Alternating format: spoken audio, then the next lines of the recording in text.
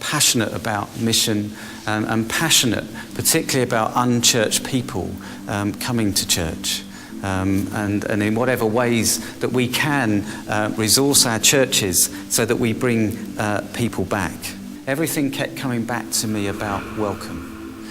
If someone does walk into the service that I'm leading that has no connection with church, now what you've got to remember is we must be nearly 50-60% of our population now have no Christian story.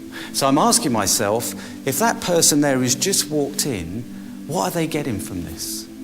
What do they understand? The language that I'm using, the things that I'm doing? Do they know why we stand up? Do they know when to stand up?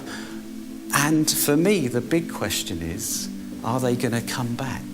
I think church does welcome when they come through the door really well, actually. I think we're pretty good at that.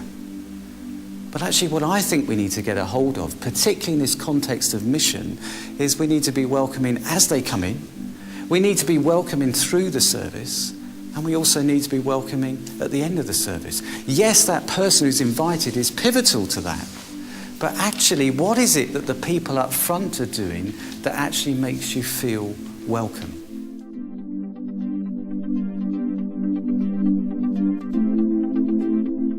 I mean, one thing we've got here, we're modelling just one bit of paper. Well, actually, I think that's a great idea because it's really confusing if you've got the modern hymn book and then we do a bit of ancient, so we've got the old green hymn book or whatever colour it is, and then there's the order of service, and then also you might have the readings on another piece of paper, and then actually if the choir is singing a psalm, that might be on another piece of paper.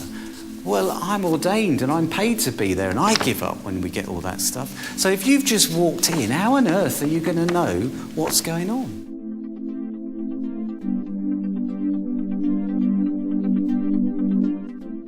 I would just say to you, one of the quick wins has got to be about language. And so therefore, that's why you've got in your order of service things like prayers of penitence.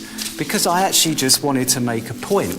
Because we probably got an idea about what prayers of penitence are, but if someone's just walked in off the street, they haven't got a clue what you're talking about. They may think penitence is something like prison, penitentiary, because they've seen it on Hollywood films or whatever. But we can easily help ourselves by just putting something like saying sorry.